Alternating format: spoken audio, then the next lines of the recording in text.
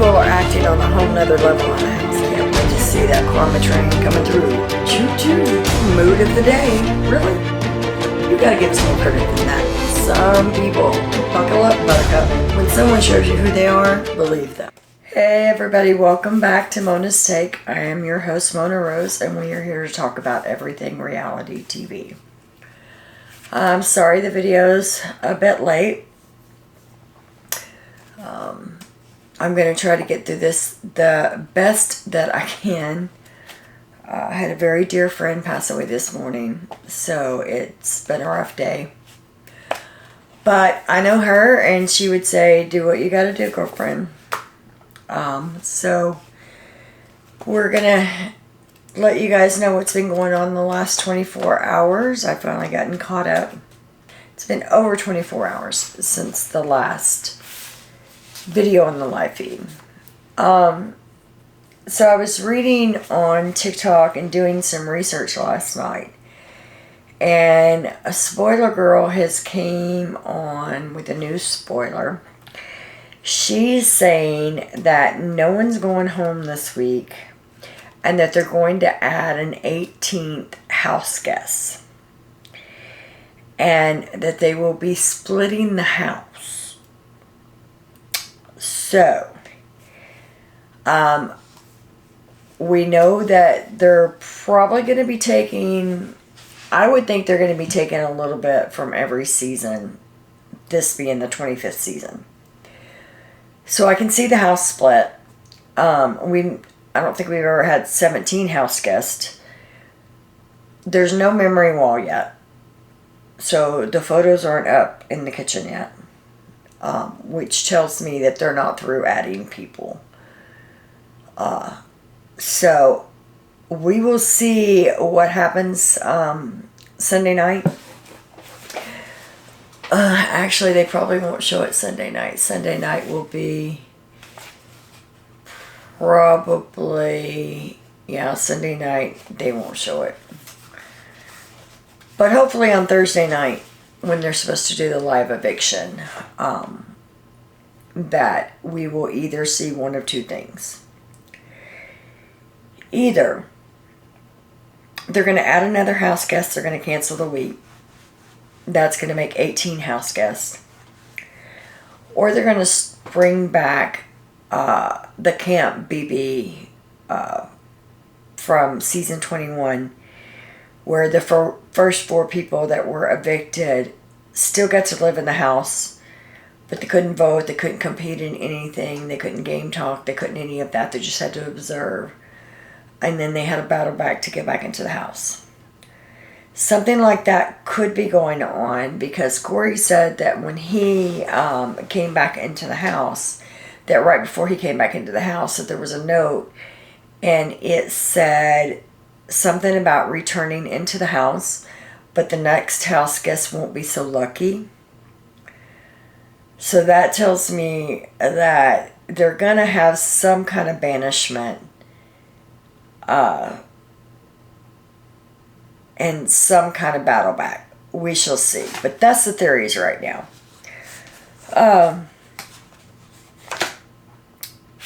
So I'm going to go over the alliance map because it is getting crazy. So we have the handful. The handful is everybody that's in the scary room. So it would be Riley, Jag, Blue, Matt, and Cameron. That is the core alliance. Their ideal is to bring in other people to protect the 5. So those people are going to be Corey, America, and Jared. So that's an 8-person alliance. So Corey, America, and Jared are just on the outside, basically. They think they're a part of this alliance, but they're the expendable members of the alliance. So we have to keep that in mind. Then on the other side of the house, you have Siri, Jared, and Izzy. That's the 3-person. Then you have Siri, Izzy, and Felicia. That's another 3-person alliance. Now, we all know that Siri is probably not going to cut her son, but that's the way it stands right now. So, then there's also Siri, Izzy, McCall, Bowie, and Felicia that are now known as the Bye Bye Bitches. That was Miss Felicia's name. It looks like there's another 5-person, so it's Riley, Matt, Jared, Luke, and Kirsten, which that was the first night that got blown up right away. So basically, looking at the alliance map, it looks like Red and Luke are out. Red, Luke, and Kristen are basically out on their own. Now, Luke is a honorary member of the family style, which is the handful plus Corey, America, and Jared. So the 5-person core alliance is the handful. The family style is the ones that they added to that are expendable. So Luke is an honorary member of that because he's close to Matt. And now we have, Lord Jesus, they haven't gotten a name, but we have Ism, Siri, Izzy, Bowie, McCall, Felicia, and Jared. So Jared's on both sides of the house right now. Jared is sitting pretty. He's in the middle. Ism has noticed everything that's going on the other side of the house. He's already figured out the whole Scary Room Alliance. He doesn't know the names, but he knows they're all in an alliance and that they're the core and that they're bringing on other members to protect them. He's a smart guy, and he's got it figured out. Now, that can be a bad thing because he tends to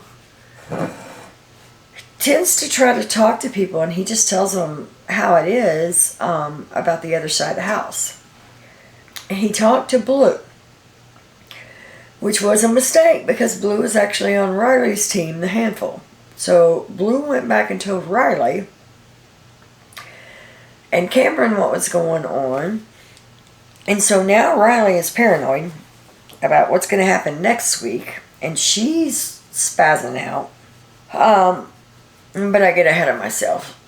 Let me get back on track. So that's the alliance map so far, and this is what, day 4.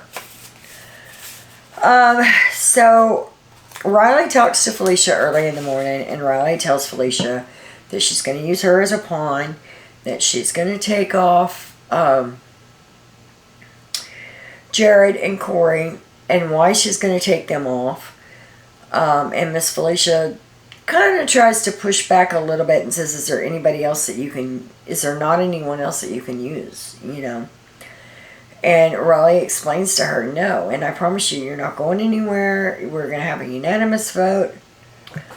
You're not going anywhere. You're going to have a unanimous vote. You're the only one that I can leave up there next to Kirsten to make sure that she's the one that goes home. She's the house target, yada, yada, yada, the whole thing you tell upon. And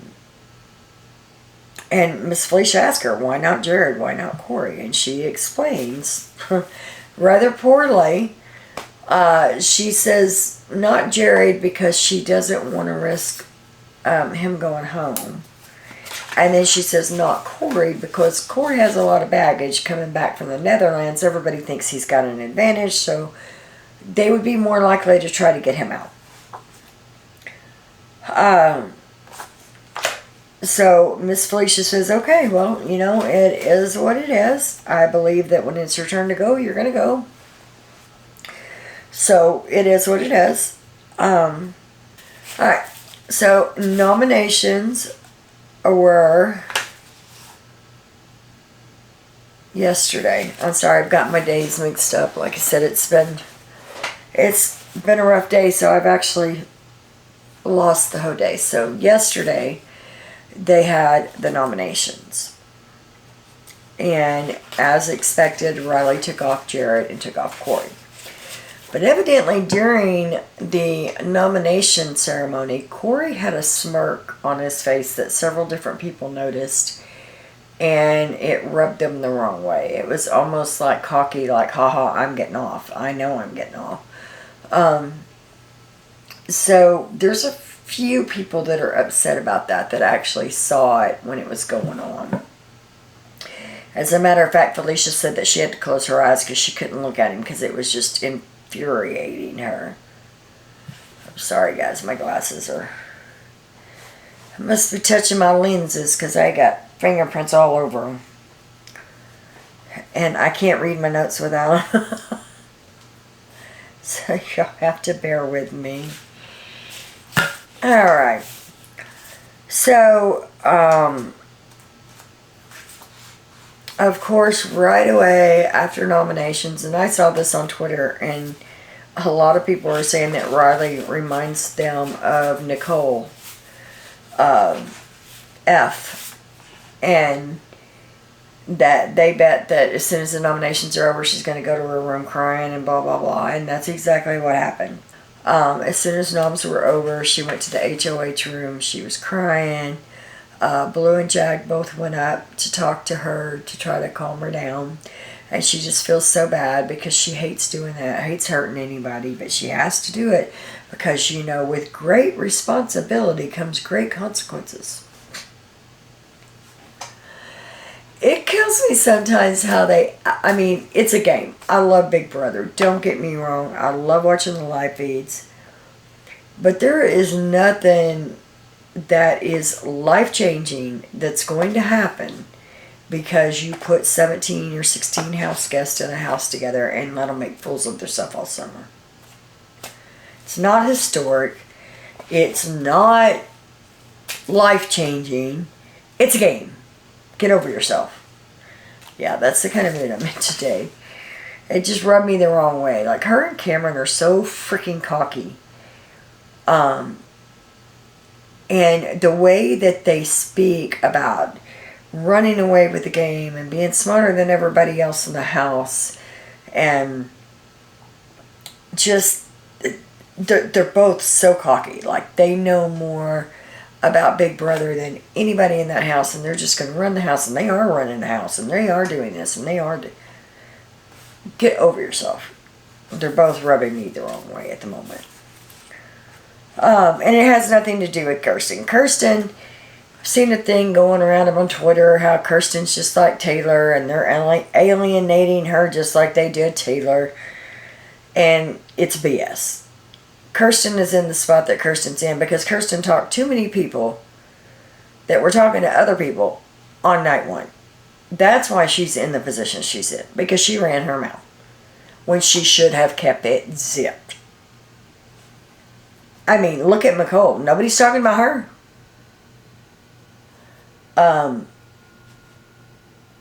Who else is nobody talking about? Bowie. Nobody's talking about her. They're not on anybody's radar. Because they've went in, they've kept their mouth shut, and they've observed. They are in alliances, but they don't go talking to everybody in the house. Sometimes you just got to keep your mouth shut. So, Siri, Felicia, and Jared talk, and Siri tells Jared that if he wins the veto, that he's got to think about taking Felicia off. And so Kirsten was upstairs crying, being consoled now by Blue America and Jared and Jag.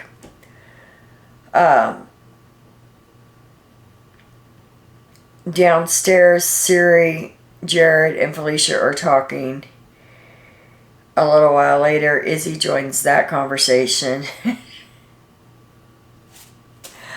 I'm telling you, their trio between Siri, Izzy, and Felicia is something I never thought I needed. But those three gals are working it. They are so flippin' funny. So she comes in, she joins the conversation. She had just been upstairs with the opposite side of the house. She tells them what's going on up there and how torn up Riley is about everything and how bad she feels and this and that. And then just out of the blue, she says, and I don't know about this Cameron MFer. I don't like him. I can't stand him. And of course, they all bust out laughing. I don't do a good Izzy impersonation, but it was hilarious. She does not like Cameron at all. And I see the cockiness whenever everybody's out of the room and it's just him and Riley, or him and Riley and Matt, a few people, then he's really cocky. But for the other house guests to start seeing it, he really is, and he's going to shoot himself in the foot. Because if the other side of the house gets control, and they're very capable of doing so, he's going to be gone.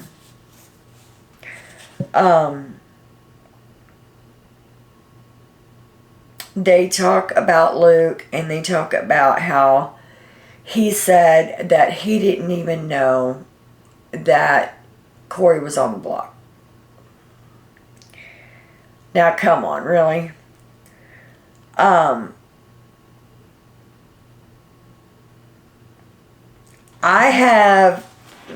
it's not my theory. I actually saw it on Twitter, but I've been reading Twitter a lot. And normally their conspiracy theories don't go anywhere. But with this being the 25th season, and I think they're going to start bringing back a lot of things that's happened in past season, a lot of twists that they've done in past season. I think this is going to be a season where there's more twists and turns than ever before, just because it is the 25th season.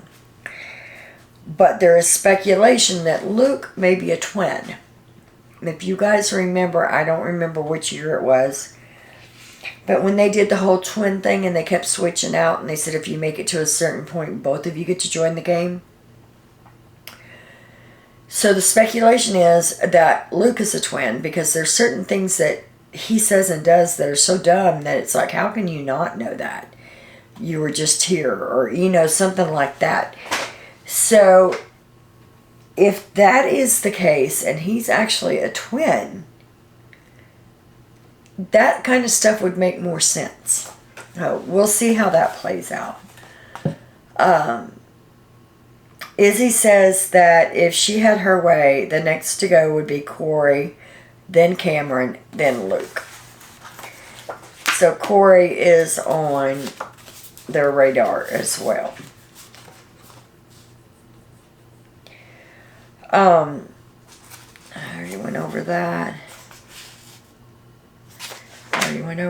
I'm getting ahead of myself, way ahead of myself. Okay.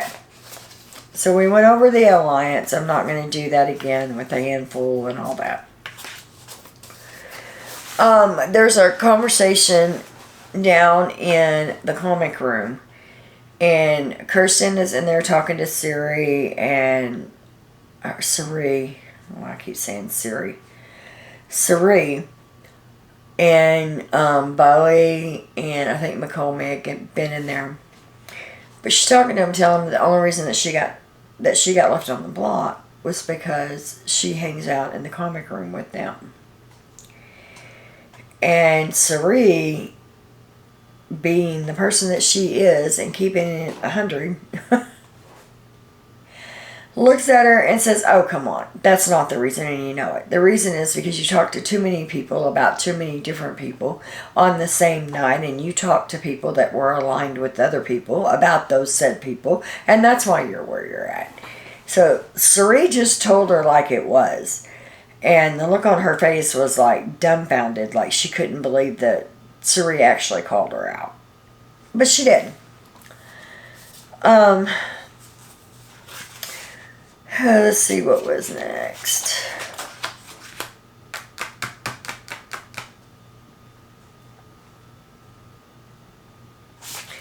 So, Sari Izzy, Felicia, McCole, and Bowie are one of the alliances. They were waiting on Bowie to come back in the room. Everybody else was in there. And Izzy said, so when Bowie comes back, are we going to make this official? Are we going to say that we're working together? And Felicia said, well, we are the bye-bye bitches.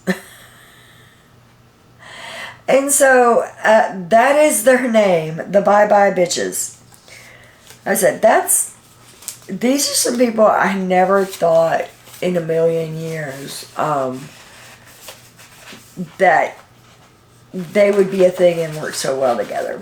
But they play off of each other, and it's flippin' hilarious. Okay, the veto players. This took me a while to figure out. These guys aren't really good about coming back and talking about what they've done. You've got to really watch for a while to figure it out. Sari was the host, and Riley picked her to be the host. The veto players were Riley, Kirsten, Felicia, Ism, Blue, and Cameron. That's who got to play in the veto.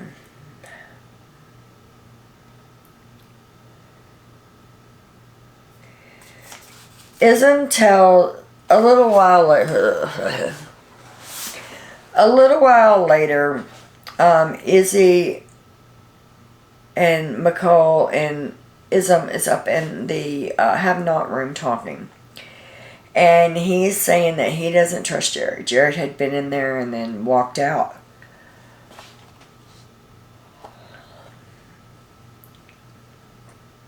Jared had been in there and then walked out, and Ism's like, I don't trust him. I don't trust him. Now remember, I told y'all yesterday about the conversation when he tried to have with Jared, where every single person that he was asking Jared about that he thought was a line, Jared was taking up for every single one of them. So guess what? As I suspected, he doesn't trust Jared anymore. And I kind of figured that was going to happen. Because like I said, if that was me and I was questioning him and he spouted all that stuff off, and yep. And then at one point, Jared told Sari that she was going to have to talk to Izzy because Izzy was just doing too much. Like, hello, pot meat kettle. Because Jared does a lot of talking. A lot. He kind of reminds me of Joseph from last year. He's in everything.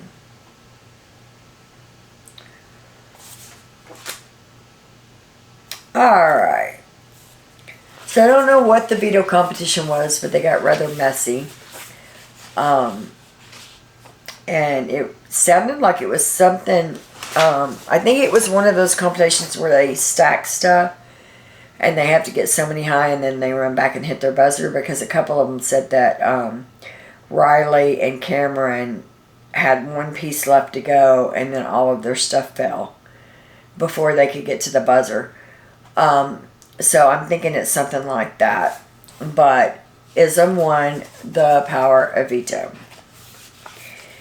Now, there's speculation that Riley threw the competition. And Sari is the first one that noticed it. Izzy noticed it. But Jag also noticed it. Said she was moving slower than usual. And it just didn't seem like she was trying that hard. And so somehow Izzy and Sari deciphered it as Riley was throwing the competition so Kirsten or Felicia could win it and take themselves off, and then she could backdoor Sari. So I don't know where that plan came in or how it came to be in their heads, but Sari was pissed. So if it ever comes to a point where she feels like someone's coming after her, I think we're going to see a side of her that we haven't really seen before. because she was rather heated. She had to go to her room for a while and just be away from everyone so that she didn't say anything. She wouldn't cook for them. She wouldn't do anything that she'd been doing. So somehow they get in her head that that's the plan. So then Ism says that he can't use the power of veto because he's not going to risk Suri going home. That if they leave Felicia up there, everybody will vote out Kirsten. And like I said, I don't think anybody's going anywhere. We will see. But I don't think anybody's going anywhere this week. I think it's going to be a reset. I think it's going to be like it never happened. I think that Riley's going to get to compete in the HOH competition again. And it's going to be a total reset of the game. Because everything else has been backwards. So, well, there's several reasons. Everything has been backwards already. But that memory wall not being lit up is telling me that somebody else is coming in. I may be wrong. They may have an eviction and then still bring somebody in. I don't know. But I think it's going to be a reset week.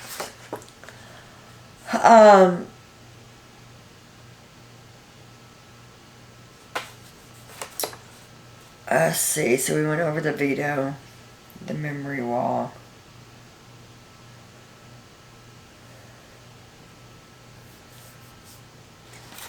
So, as I said earlier, Riley is spinning out because Blue told her that Ism approached her about something going on the other side of the house and wanting her to join his alliance and da-da-da. So, Riley is kind of flipping out about what's going to happen next week. Cameron's trying to calm her down in his arrogant self-way that he has, but she's kind of spiraling at the moment. Then it goes down to the kitchen, and it's Ism, McCall, Suri, and Felicia. And they're having a conversation in the kitchen. And Suri's telling Felicia that he can't use the veto. And she's like, why not? And he's like, because I'm telling you now, if he uses that veto, they're backdooring me. Y'all are losing a number and y'all will be toast. So he can't use it. And Felicia looks at her kind of funny. And Suri's like, don't look at me that way. I've kept it 100 with you. You know I'm not going to lie to you. I'm going to keep it 100 with you. And then the feed's cut and didn't come back till the conversation was over. So, for the first time this year, y'all know what's coming if you watched me last year. Damn it, CBS. Oh, I hate when they do that. It's like they know it's something that they want to show on TV. So they cut the feeds because they don't want it getting out before they do the edit. Or when something good's happening, they cut the damn feeds. So yeah, first time of the year. But I love the way that it really doesn't matter who Suri is talking to. She's honest. She's blunt. Don't try to feed her some bullshit because she's going to come around and she's going to tell you like it is. And I love that. I love that about her. So we went over Luke being the conspiracy that Luke's a twin. The next conversation is between Suri, Felicia, and Riley in the HOH room. I have to chuckle because these two ladies, this is a duo that I wouldn't want to go against. But they're talking about what's going to happen and everything. And Felicia comes right out and asks her, well, you don't have to tell me if you don't want to, but I'm going to ask anyway. Who are you aligned with? She didn't say I'm not aligned with anybody. What she did say was, well, I really like, and she named off her whole alliance. Well, I really like Jared, and I really like Blue, and and she went down the whole list. And the next thing is Izzy tells Jared that she's going to steal Corey from the other side of the house's alliance and get him to join now. So the next conversation is Izzy talking to Corey, saying that he needs to talk to Jared, and she'll talk to Sari, and the four of them can work together because they brought you in that other alliance because you're a number and you're expendable, but you're a number for them, but you're not really part of their alliance. So then, of course, Corey goes and talks to Jared and tells him that. And, of course, Jared agrees that he knows they're just numbers for them. That he's not 100% sure that they should have this other stuff on the side over here just in case. So I'm guessing that's going to be the new alliance. That was as of 11 o'clock tonight. And that's when I cut it off because I figured that would be enough for one video. And I'm kind of exhausted today. So let me know what you guys think in the comment. Do you think somebody else is coming in? Do you think that there may be a twin in the house, even if it isn't Luke? Do you think there's going to be a camp battle back or something to that effect? I think it's going to be called the Netherlands. But I think that the next four people that get pulled into the darkness or get voted out or whatever, I think they're going to compete in a battle back. Let me know what you think in the comments. Don't forget to like, subscribe, and leave me a comment in the comment section. Alright guys, I'm sorry. I know I'm a little scattered tonight, but I wanted to get that information to you. I am going to sign off of here and see if I can't get me some rest. But I will see you guys next time. And if you would say a little prayer for my friend, because he lost his wife this morning and he's going through a rough time right now. So I will see you guys tomorrow. As always, much love.